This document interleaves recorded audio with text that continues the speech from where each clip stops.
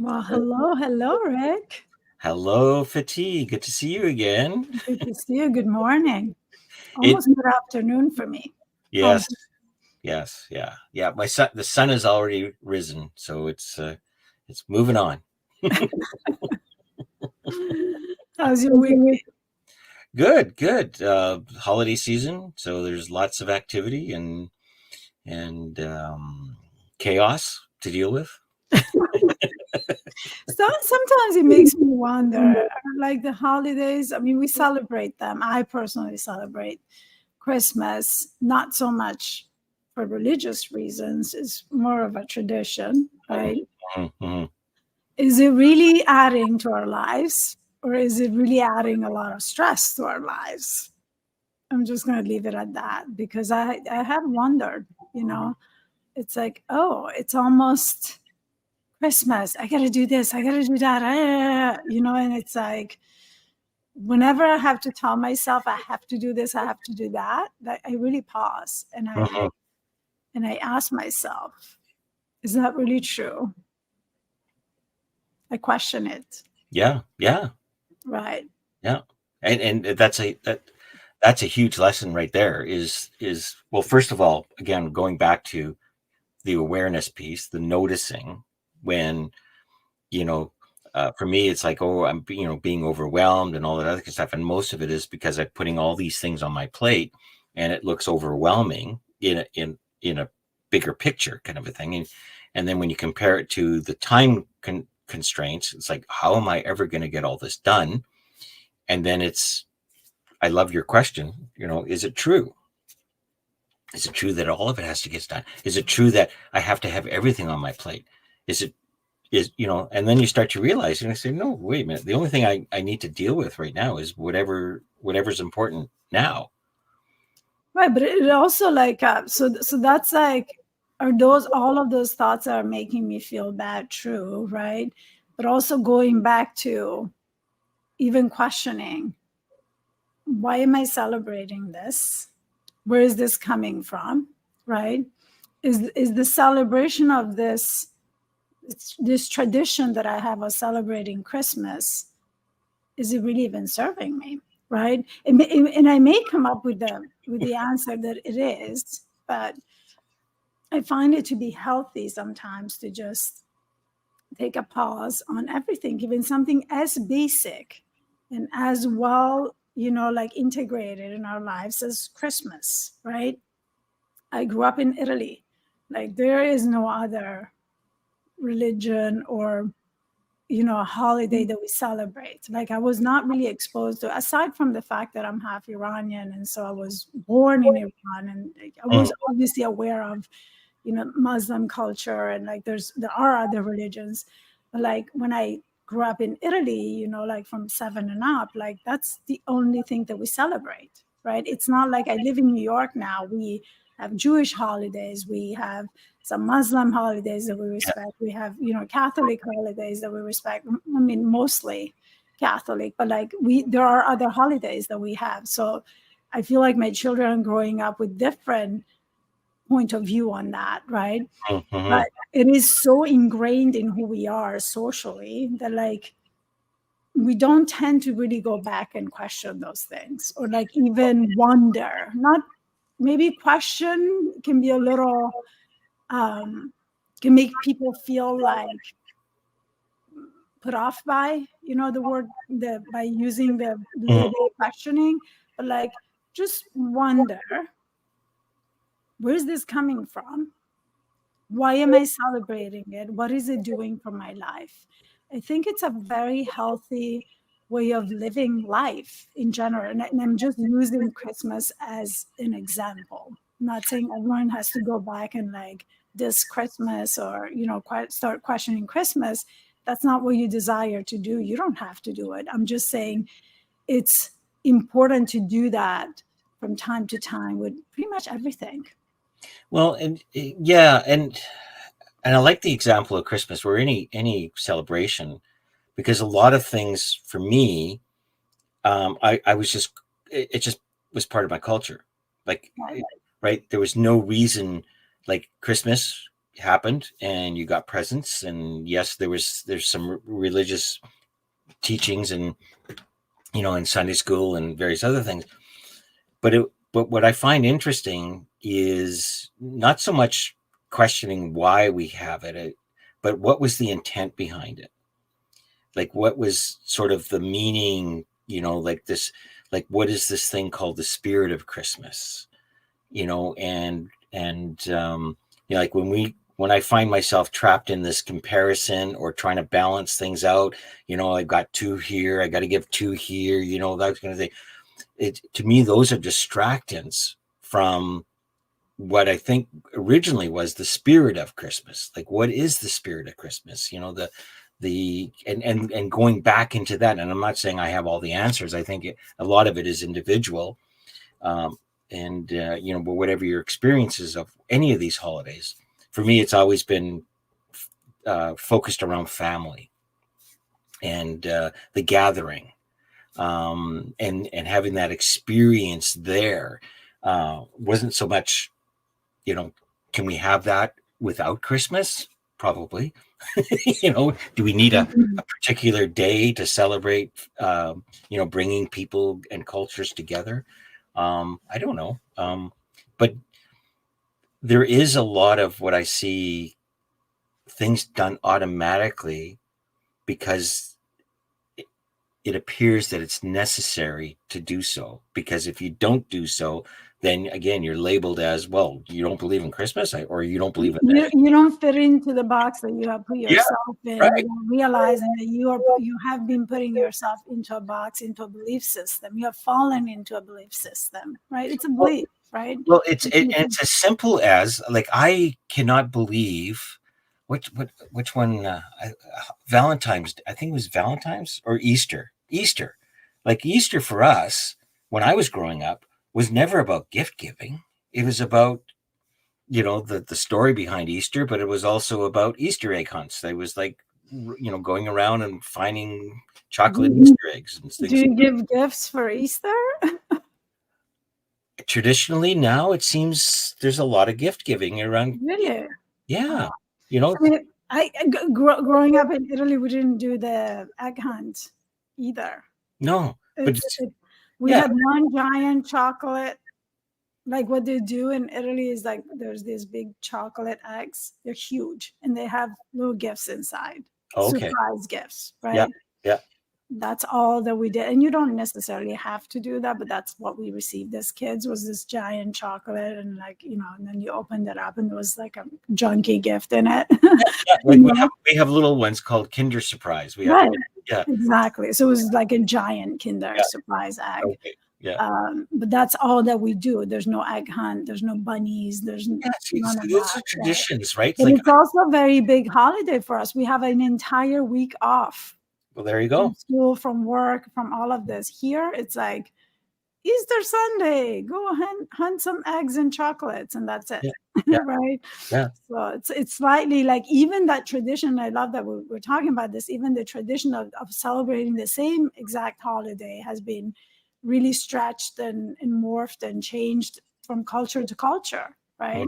Mm-hmm. So to some degree, we have adjusted that to the cultures and the environments that we have grown up in, right? But I feel like there's an unconscious adjusting to that has happened, and like what I was pointing to, and I think one of the things that we wanted to talk about was this notion of really noticing and consciously starting to question things, right? Yeah, being a skeptic. But like, I kind of even using the word skeptic, I'm like, I have reservations around that, because I get 100% what you're saying. That's exactly what we're describing.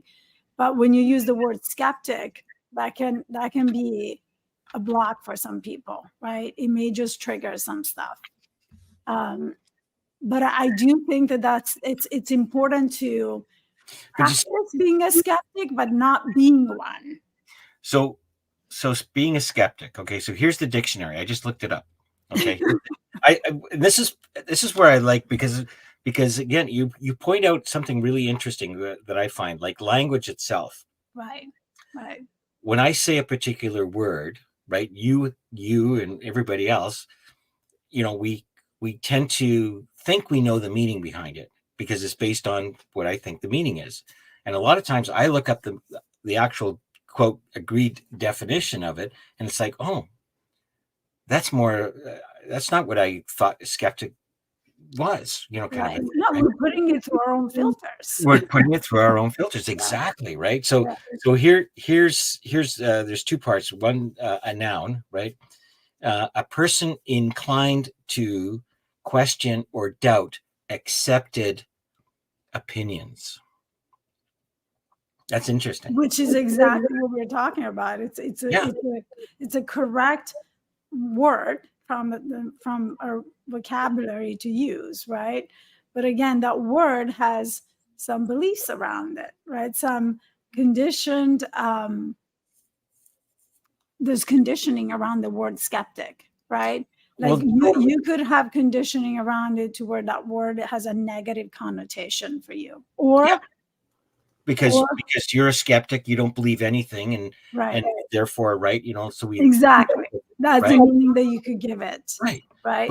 But when we look at it from the definitional point of view, sort of like when I say, this celebration should be done this way, that's my opinion, right? And if I don't see it as my opinion, if I see it as, well, everybody should be doing exactly the The same, law.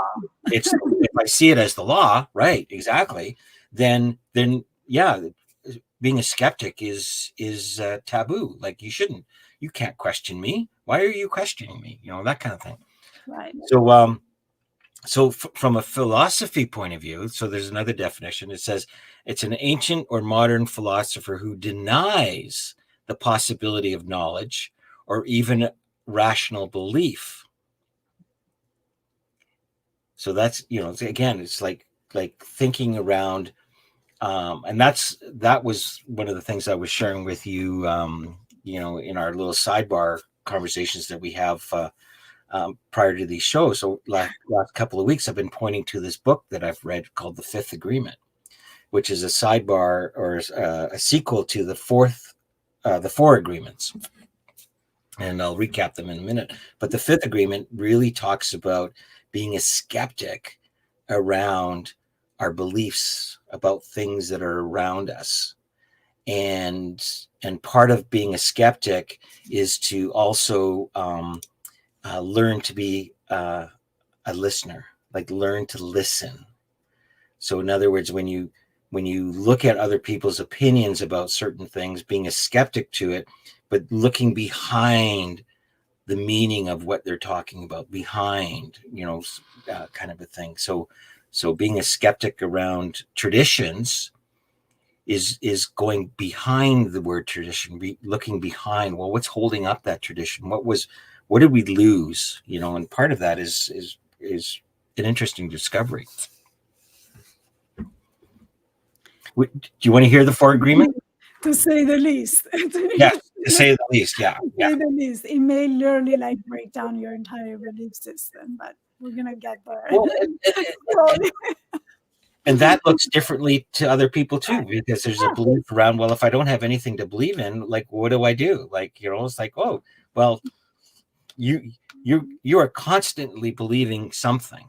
Right. It's the awareness that you even have a belief system that I think it's not there for most people. No. Because when you say, what is your belief system? I think most people think about my religion, my values, my like that's what most people think about. But like literally our entire lives are guided and really dictated by everything that we believe about anything and anyone, including ourselves. Yep. So we are a belief system. Yep. That's what the matrix is what you believe, right? Yep. When people in the self-development world keep pointing to the matrix, or like more of a spiritual world, like we're in a matrix. Well, that's what we're pointing to. Like it really is the reality that you have created for yourself through what you believe. And the matrix itself is a belief. It is a belief. Right. I I mean, we could really sit here, it can really become mind-boggling. But yeah, there's complexity to it that I think it's important to, at least for us here, to just tackle one well, little layer at a time. well, But and yeah, that's I would love to hear the four agreements. yeah. Well, so For the four anyone who's not familiar with this really famous and well-known book. yeah, written by Don Miguel Ruiz, Ruiz. And so the four agreements. The first one, and we can talk about each one as a bullet point too, if that seems speaking to you.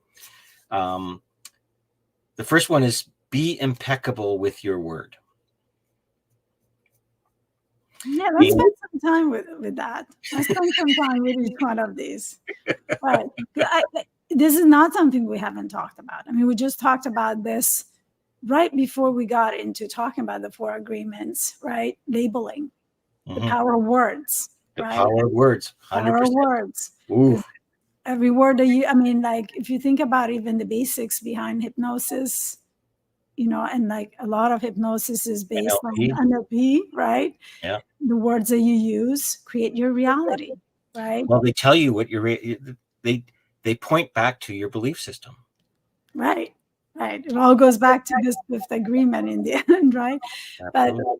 But be impeccable with your words, because those words, if you look at those words as commands that you give to yourself, then now we're starting to really realize how powerful those words are. But we're not trained to, or like, we're never pointed to into this direction, right? Growing up, no one ever talked to me about the words that I use and how I express myself. No. Like, communication is so key in everything. I mean, you learn that, you can just throw away your algebra books and like have a pretty good life, right? Yep. If you learn to communicate properly, you pave yourself for success. Absolutely. But not only in terms of what you do, but in terms of how you show up as a person, right? Because the way you communicate to others is the way you are communicating to yourself, right? So be impeccable with your words, I'm pretty sure, is not just meaning towards others, but it's also the words that you use in your mental rehearsal. Well, we talked about a bit of, if a bit of an example prior to coming on the show around the dialogue that you had when you missed a parking spot. Parking spot. Yeah, the same thing with me. Like you say you screw up, right? The dialogue after that, the words that we use after that, have so much, right? Like, I'm starting to pay attention more and more to the language, even the fact about scarcity. Mm-hmm. When I'm looking at something and I go, well, that's too expensive.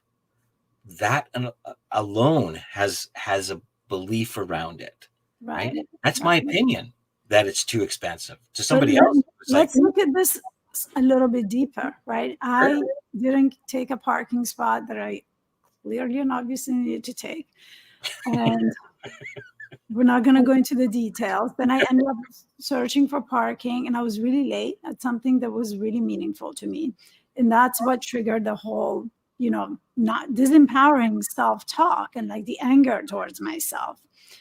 Now I was in a very disempowered place in that moment, but there's a difference there with the past. I'm always only ever comparing myself to myself before, right? Mm-hmm. The difference here was that I noticed that I was doing this. And the other difference is that not only I noticed going into the fifth agreement, I questioned it, right? And I also questioned the conclusions that I was coming up with, right? You're always late. You're like, I said a bunch. I don't even want to repeat it because I don't want to give it any power. No, we don't have to go relive that again. A bunch of stuff to myself. I was very angry with myself. And the anger came from, it was really meant a lot to me to be punctual to this thing for my son, right?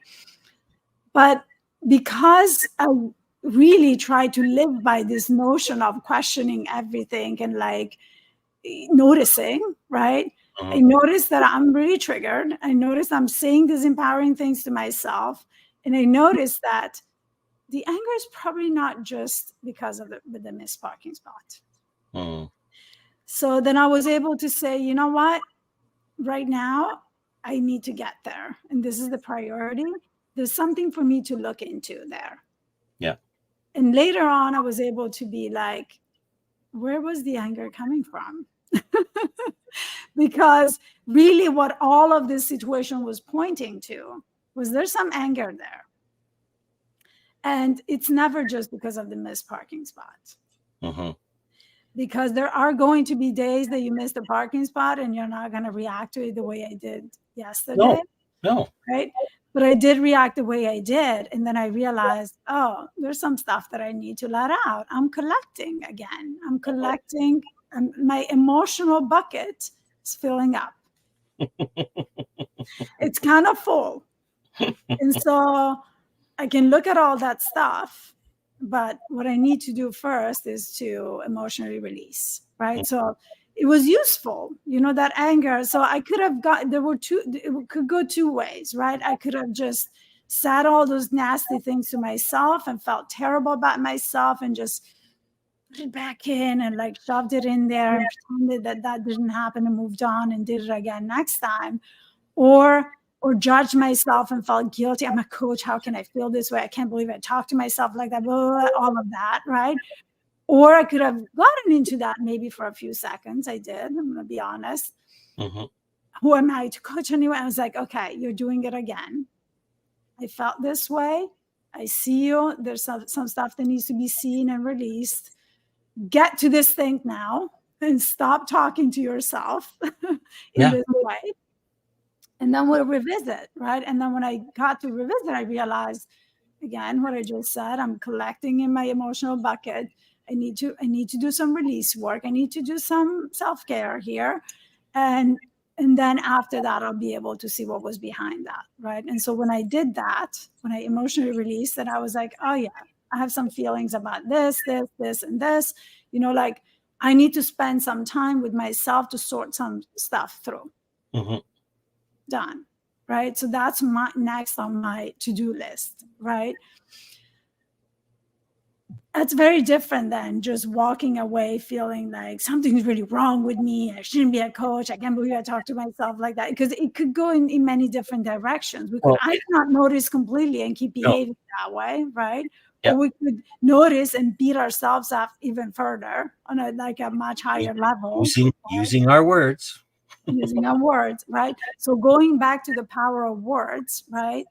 Those words that we use. Why was I so triggered by that? Is because I really, really, really deeply understand this notion of the words that we use create a reality are really, really powerful. Like they just go and add on to our belief system. Whatever it is that we believe, they embolden it.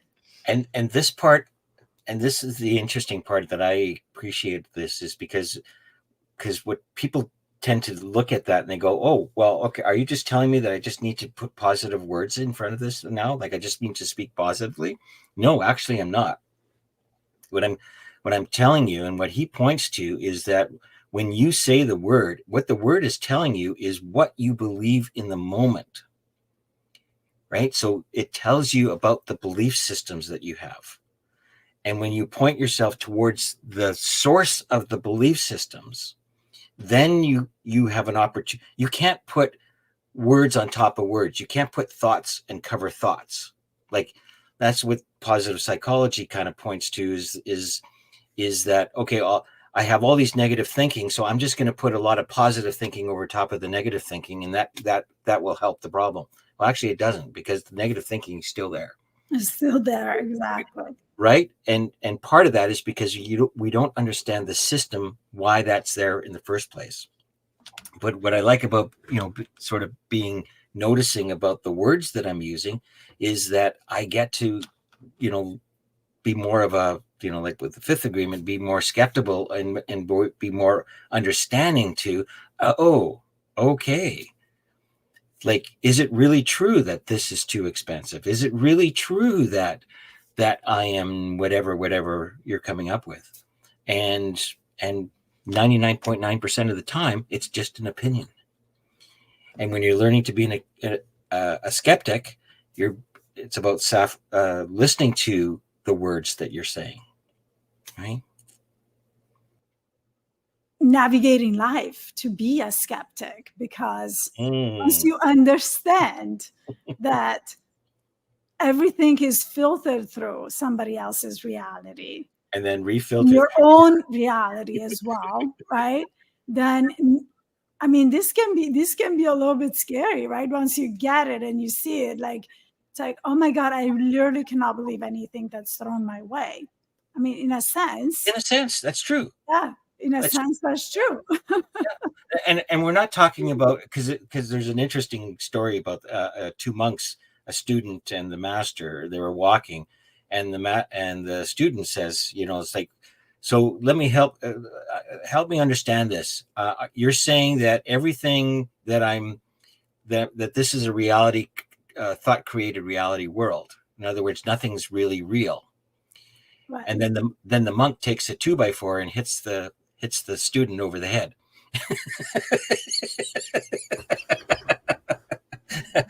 That's reality, and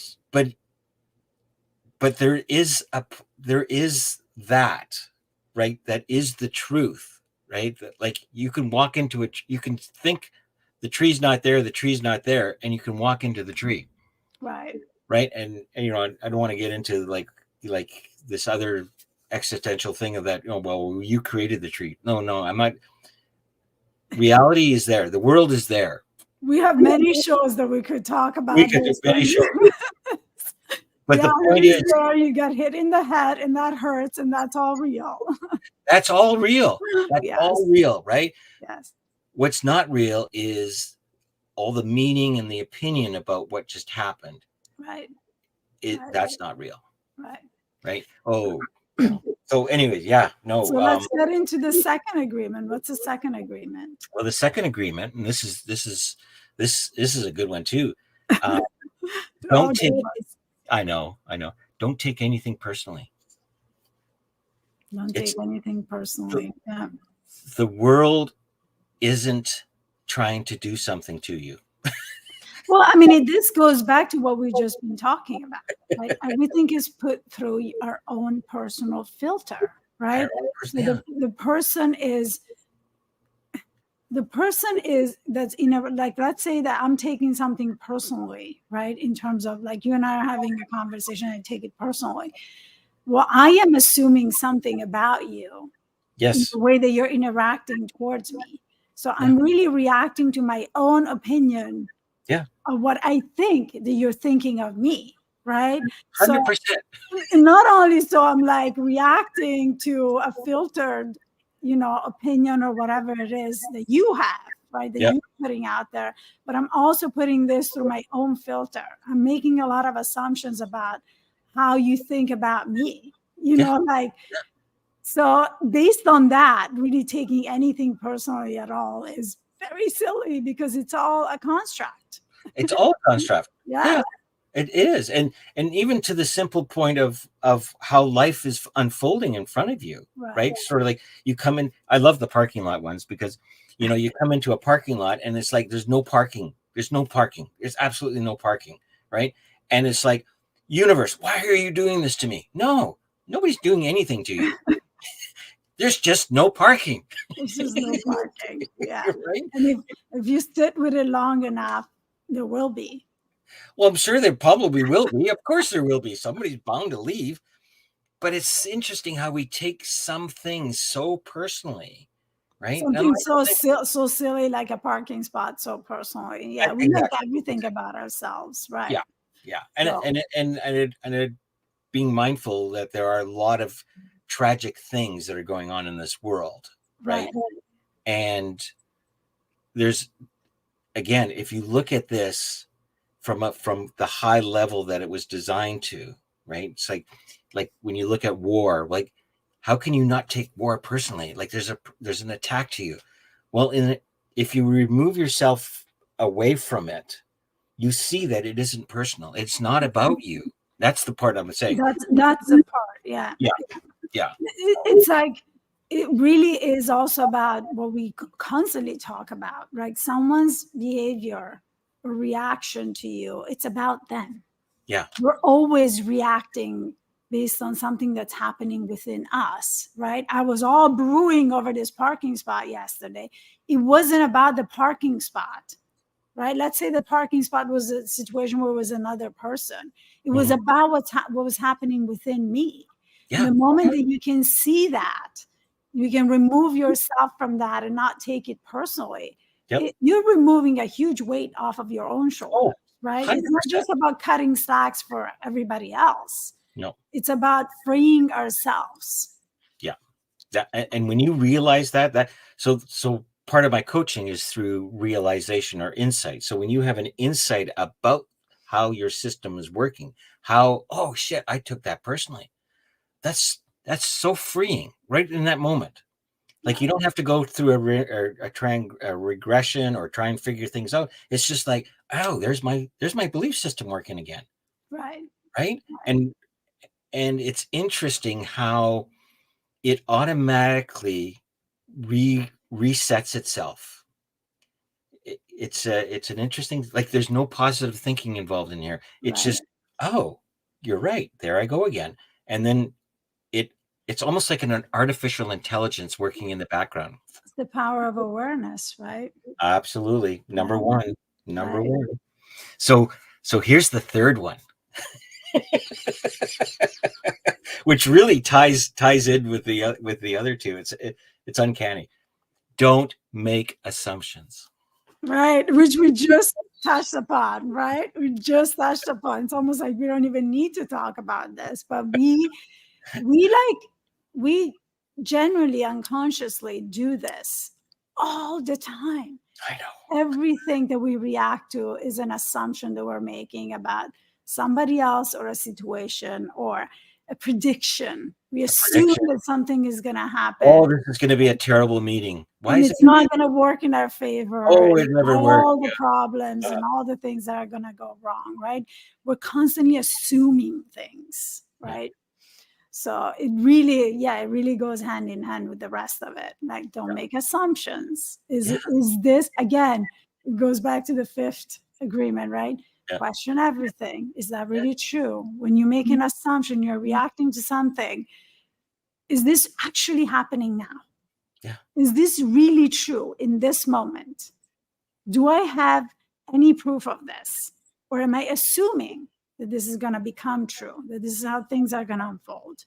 I mean, 9 times out of 10, it's an assumption Well, if or a past experience. a past experience, but it's just so interesting how we tend to try and predict the future.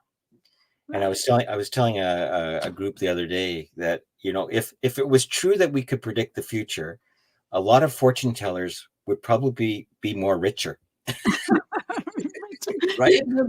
Like even the guys that get paid to do this can't predict the future.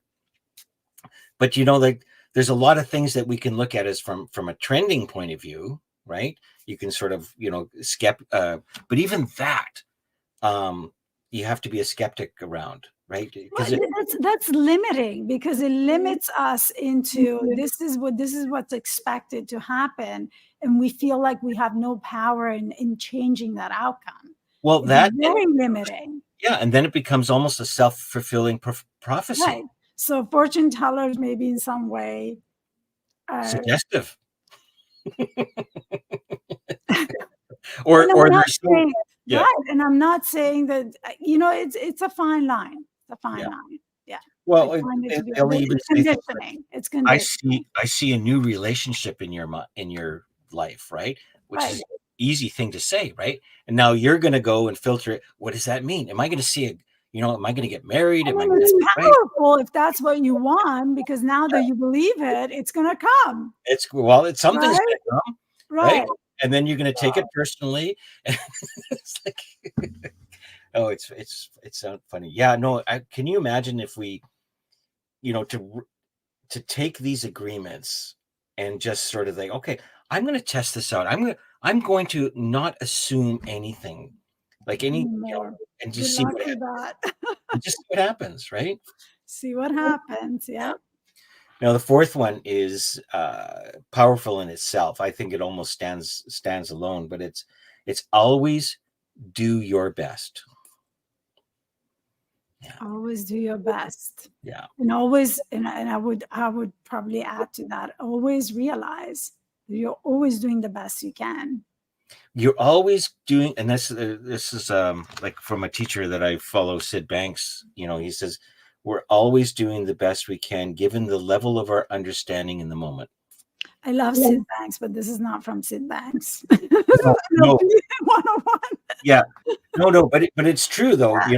Like it's when you think that the only reason, and other Einstein said the same thing, the thinking that got you into the situation you have today cannot be the thinking that gets you out of it. So in other words, you're here because of what you know. Right. And that's limiting because that's all you know. So to go past that, you have to seek more into the unknown field, right? And that's where growth happens. Right. All creativity comes from the unknown.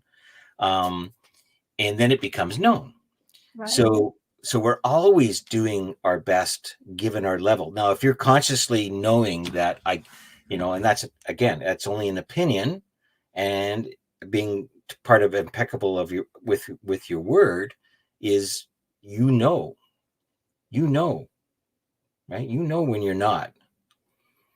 But if you're always doing your best, yeah, imagine. And also realize that, and this really serves people well when they come to an understanding in their relationships. When we get into the rabbit hole of so and so didn't do this, and they're not trying hard enough, and they don't want it. It's like if they could, they would have. Well, and if they had the ability to be any different, they would be different. Of course, right. And getting back to this, you're assuming that they don't want to. They don't want to change. Exactly. She doesn't want to change. Yes. She doesn't want this. she just, and it's like, well, does she really enjoy the suffering that comes from this, you think? No. Okay. So what's the reason behind her not wanting to change in spite of the fact that she says that she wants to change? I don't know, but she just doesn't want to because she's not doing it. Yeah. Could it possibly be that she doesn't have the ability to in this moment? Who knows? Because if she could, she would, right? Well, no one like loves to suffer just to suffer, right? Yeah, no kidding. There's an inability there to get ourselves out of suffering. Can we agree? Yeah. That's probably the case, even though that's an assumption, right? So the moment that you start looking at the world and others as, well, everyone is doing the best that they can based on the knowledge that they have, that's a huge, huge reframe and a shift in mindset, right? So always, and if you always thrive to do the best that you can based on this fourth agreement, right? Mm-hmm. The best that you can is the best that you can, right? Well, it'll always be the best. And, right? And it's not always going to be, it's not capped. Right? You can improve that best. Well, again, at it maybe at some future place, but this is where we get trapped in this notion of personal development or personal growth, right? Is by saying personal development first starts off that there's something wrong with you. Right. And that's an opinion. And that's an assumption. And what if there really wasn't? What if you're always doing your best, except for the thinking layers that you put on that judge you? In other words, you're not being impeccable with your word. You're saying, oh, I could have done better. No, you couldn't have done better. You couldn't. It's impossible. You did whatever you did in the moment, right? In hindsight, you're looking at it from a different perspective. And now you can do better based on doing the best that you can in that moment. In that moment, right? As your knowledge base changes, your skill, all that kind of stuff, right? So the fifth agreement kind of encapsulates the whole thing. It basically encourages people to see the truth, to recover their own authenticity, and to change the message, the way they deliver, not only to themselves, but what they deliver to others. And Right. so being, in a nutshell, it's being skeptical and learn to listen. So don't believe yourself. Here's the recap. So don't believe yourself or anyone else unconditionally. Use the power of doubt to question everything you hear. Is it really the truth? Listen to the intent behind the words, and you will understand what the real messages are. Boom. I know, eh? I know. Why didn't somebody tell me this in high school? Like, like when I was growing up, right?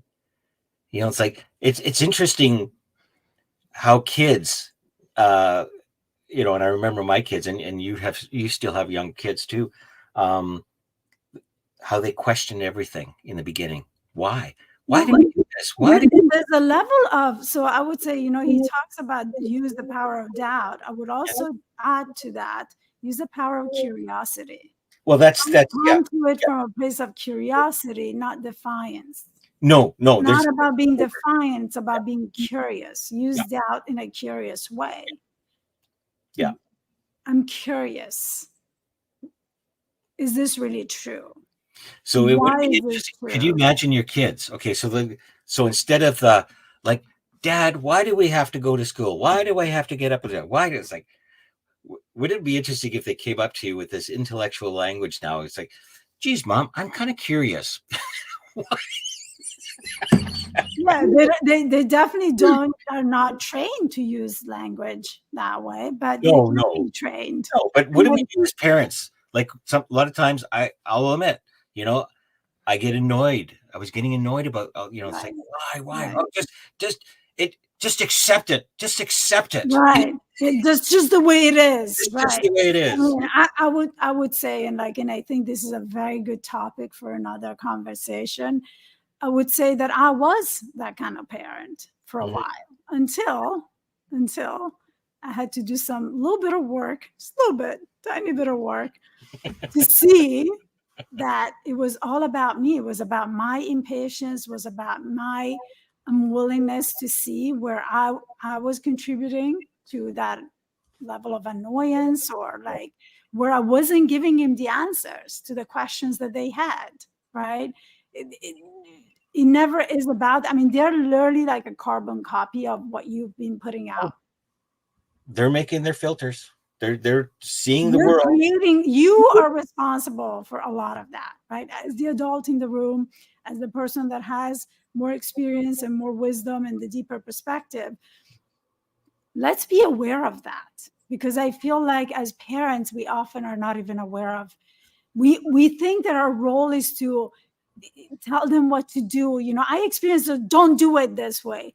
No. It's not about what you tell them. It's not about what you force them into. It's about what you model. It's about how you It's show all up. about the doing. It's all about how you show up. It's all about what you do. It's Yeah, all about what you do. Because yeah. what But you you're never. say sometimes doesn't really match what you do. Oh, So yeah. And they get it. They know it. They're, they model it. They're just modeling yeah. what you do. Because what you say oftentimes are like, they're not listening. They're not. But No, they're watching you. they're watching. They Watching. learn. Their first level of learning is observation. Observation. Yeah. Yeah. Awareness. Awareness. Oh my God, this would be a really good conversation. Although the conversation we just had was very powerful as well. So Yes. much truth and wisdom behind these 5 agreements. They're the base of everything, right? If you could live by these agreements, watch, because your life is going to change. Yeah. Yeah. No, absolutely. Great conversation. So if you really like this, a couple of things. I encourage you to get the books yourself. If you've read the books, make a comment. I'd love to hear your experience of the fourth and fifth agreement, or the 4 agreements and then the 5th agreement. And share. Right. And also realize there are concepts behind these agreements, right? And really, to be able to fully understand them, there's some shifts and some reframes that need to happen, right? And it's going to take some time to be able to live by each Well, one of those. and this is where he, this is where you can read the agreements and you can sort of say, oh, okay, yeah, great. But he Right. goes into depths behind that. Right. Talks about the belief system, right? And how that part, and the fifth agreement really put it all in a nice bow. Right. And and if you feel like it's difficult for you to implement this in your life, you can reach out to us, to a coach, to someone that can help you through that. Always remember, you don't have to do it on your own. No, so I'm just putting that out there, is that we could have a whole show about that as well, right? Anyway, thank you everyone for joining us. Again, if you found value in this episode, please share, subscribe, follow us, give us a review, send us your feedback, share the love, help us amplify our impact. Absolutely. Thanks, Fatí. Thank you, Rick, and until next time. Yes. Bye now. Ciao.